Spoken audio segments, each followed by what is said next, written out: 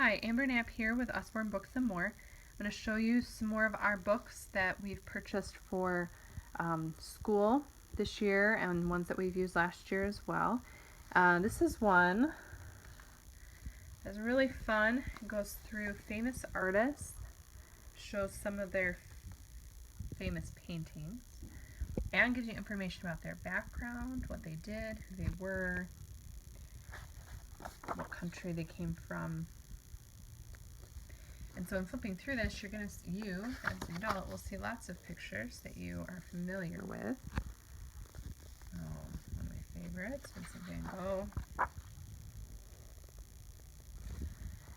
And so you can see lots of information there on all these great artists. So I like to show the table of contents here,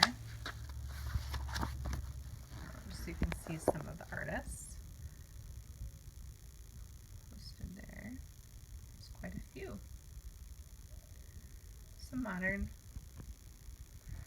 Alright, so that's a book because we go through several artists in our homeschooling program, so it's great to have just as a reference book. We also talk about composers. This is one of our new titles this year, so really fun to look through there. But here's the list of composers that we go through, and again, kind of the same idea. You're going to have their name, information about them, what it was kind of like when they were around, maybe why they wrote the music that they did.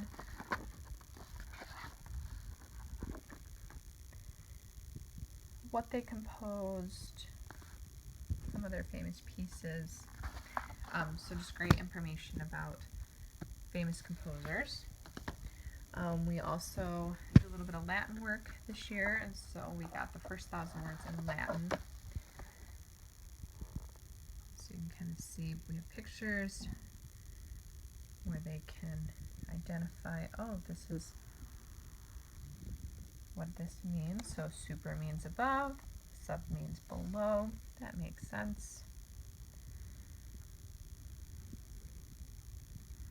You can see they don't have the English words next to it, so they are all Latin words that they'll be talking about, but the pictures are very self-descripting, so you can kind of figure out, like, dentist is teeth, and hopefully they'd recognize, oh yeah, that dentist kind of comes from that word.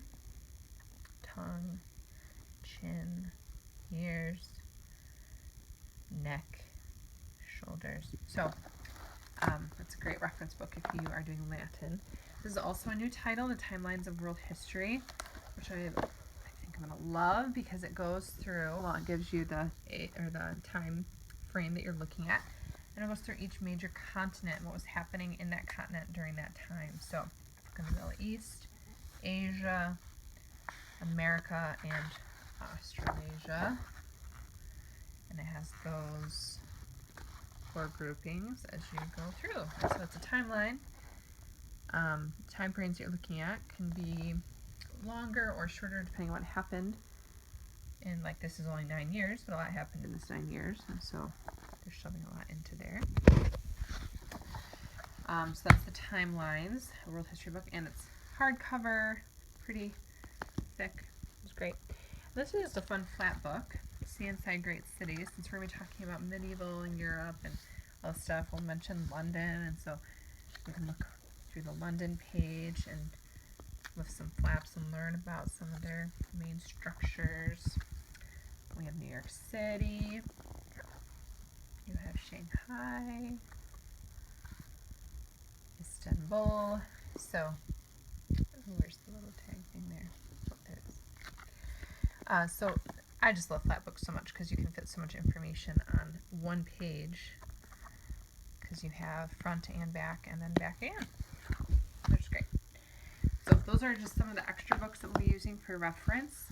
And then I also wanted to briefly show you some of these other ones.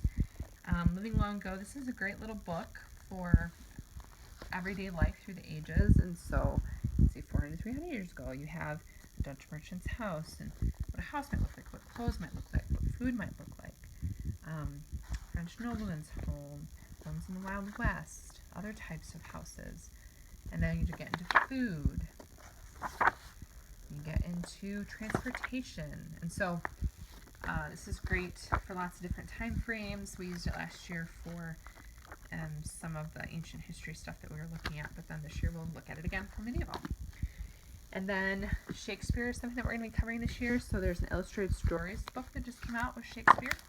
That is a retelling of, or an adaptation of Shakespeare's plays. You have all the characters, and then you have the actual play that you can read through. Which is great. So it's very engaging. Gets kids into Shakespeare at an early age. And this is a lot like Where's Waldo, but it's called Where's Will? Find Shakespeare hidden in his plays. So you have A Midsummer Night's Dream, and this is a scene from that. And then you would have to find Will. So this is another great book that we're planning on using this year as we talk through Shakespeare.